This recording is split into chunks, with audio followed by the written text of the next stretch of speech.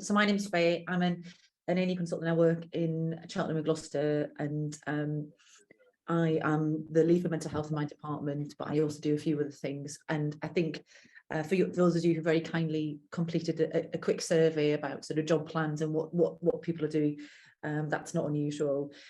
So as I think as Barbara probably said, hopefully most of you here are already the named mental health lead. So the first of operational standard is to have a named mental health lead. But I'm aware that obviously we've got hopefully lots of QIP leads here, and it'd be interesting to see whether they, that actually there are people out there with this role who do it just because they need to, or the department just requires it, as opposed to being named and resourced properly. So I think sort of some of this is preaching to the choir, but I think it'd be great to take some of these points away. And the survey itself was just to really assess that. I'm just going to go through some of the findings, because I think it's firstly really interesting. And as a very nosy person, I'm actually fascinated to understand what other people do in their job plans, but also just to make sure that actually we identify that this is a significant amount of work for any one person, one department, and we need a lot of help to be able to do it. So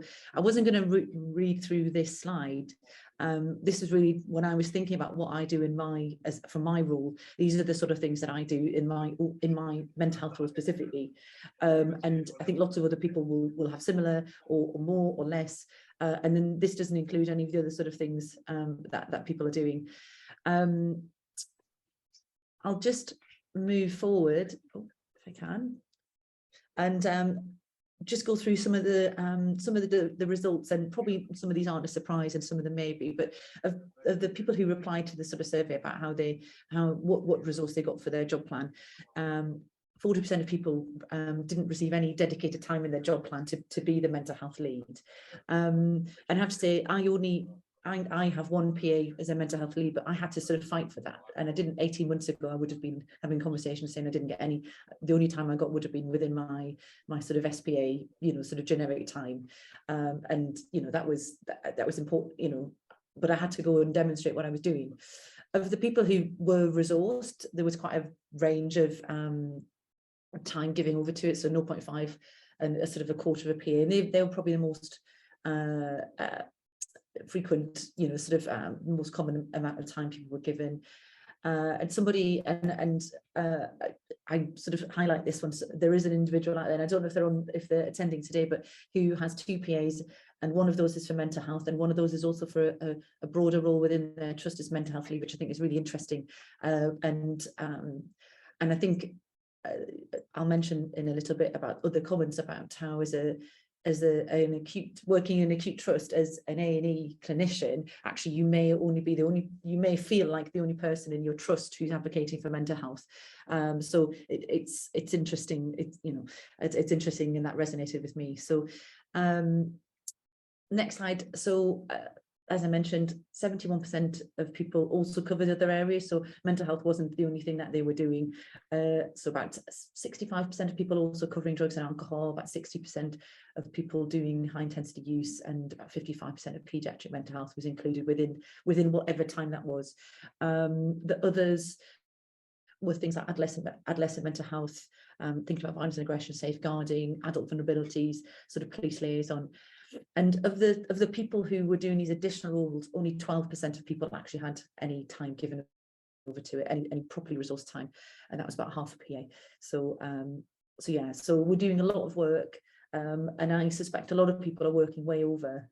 Well, I know I do, working way over, just because they're so passionate about it, and actually it makes sense to incorporate lots of these additional roles into a person who's looking after mental health, because it crosses over into so many different areas. That's not to say that we should do unresourced, but I think it's just a reality. So these are some of the comments, and I hope people who did reply don't mind. I've taken some of those comments, just sort of mix them up a little bit, just because I think they're really useful to look at. And I felt sort of heartened, and also, also a little bit sad that we've not come as far as we'd like to. But I think we're sort of on the right track. So, in particular, this comment of no one else in the trust is likely to be given any dedicated time for mental health issues, and you can get quickly pulled into any and every mental health issue within a trust. And I don't know about anybody else, but that's certainly something I see and I find very difficult to resist when these things arise. When these things arise in my trust, and other things, it's a vital role for the emergency department, but in context, if you think about people who have clinical governance roles or trauma roles, that they wouldn't, or pediatric roles, they wouldn't dream of not being properly resourced, and that's something that we need to get towards. Another comment, I'm on 2.5 PA, no time for the mental health role, particularly if you work out of hours. So trying to get to all those meetings, trying to make sure there's consistency, that kind of thing tends to come out of your own time, and I'm sure many people here will say the same. And I think difficult to be a lone voice.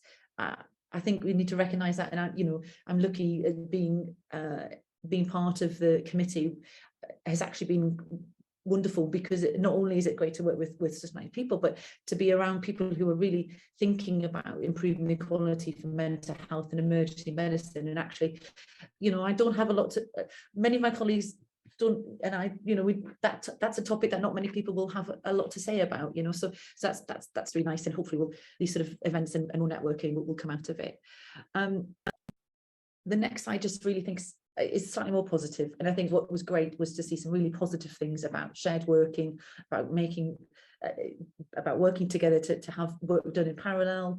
And I think there was, people really enjoyed the synergy that having these different roles all together, being the strategic lead for all of those, and how that complemented the work they were doing.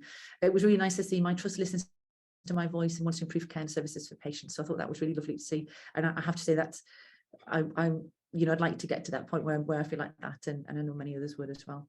And I mentioned, this is slightly naughty of me, but a colleague in the survey mentioned speciality interface collaboratives, and I kind of love that, and if they are here, please tell us more about that, because I think that sounds wonderful. It sounds like actually building into the culture of what they do is talking, because that's what we do as a speciality, is collaboration all the time. So yeah, so last slide. So this is just some themes about what a good mental health role could look like, and the kind of things that really need to be part of that in order to sort of get the things done that you wanted to.